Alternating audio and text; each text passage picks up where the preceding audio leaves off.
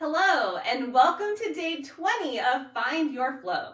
Today's pose is Prasarita Padottanasana, which is a wide leg forward fold. We're going to enter this pose from just a wide leg stance, very similar to our triangle or our warrior two pose, only we're going to rotate those forward toes so that we're completely facing to the side of our mat. Now I'm going to do this a couple of different positions so that you can see it from all angles, but just keeping your feet nice and wide, about arm distance apart. And to start off, making sure that the edges of your feet are in line with the sides of your mat. So it might feel like you're a little pigeon-toed here, but just making sure that our toes aren't pointing out or pointing too far in and they're just nice and parallel with your mat. So strong through the legs, making sure again that we don't hyperextend through our legs. Same concepts as triangle pose. We want to make sure that we either have a soft bend in our knees and that we have strong thigh muscles. So the kneecaps almost like lift up a little bit. So either of those work. Have some strong legs regardless of if your knees are bent or not, but definitely if your legs are straight, have those strong quadriceps pulling up on the kneecaps and maintain that strength the whole time. And place our hands on our hips to start. And finding that length and that strength, just like we've been doing in all of our postures, we're gonna start hinging at the hips. So as you do this, the weight's gonna wanna shift to your heels. Keep the weight even in all four corners of both feet and still staying strong through the legs. We're gonna begin forward folding so that we're all the way down towards the floor and our hands are touching the mat. Now, if your hands don't quite reach, you're welcome to bring a block or two and just kind of help prop yourself up a little bit. If this feels pretty good, then you can start extending your spine a little bit more, taking the crown of your head down towards the floor, even shifting forward a little bit into the balls of your feet to just make sure you're not leaning too far back into the heels. There are a lot of options and variations for the hands. You can keep the hands right where they are. You can walk them back with the fingers facing back and then bring your head down a little bit more.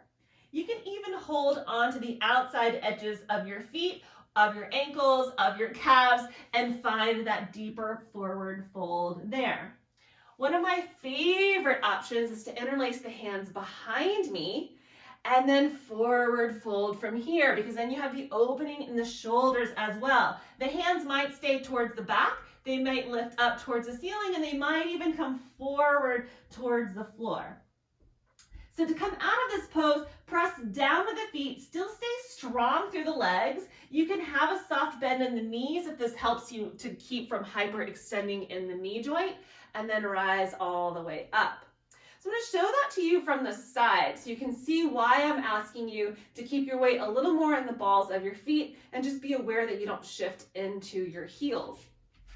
So from the side, setting up for our wide leg forward fold, I'll bring my hands to my hips to start. Again, strong and long through the spine, low belly engaged, just like we've been doing in our other poses.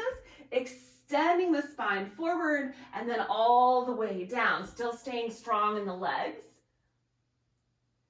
And then coming all the way into the fold that feels right for me today. Now, if I had my weight in my heels, you can see that my hips are shifting back and not really in line with my wide leg forward fold. The thing about this is you're getting more into the hamstring attachments and less into the strength of the legs and the elongation of the hamstrings.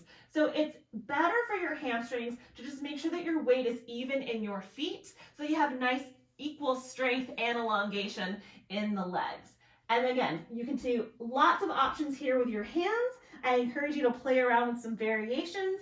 You can hold on the outside edges of your feet, bending the elbows, keeping the shoulders away from your ears.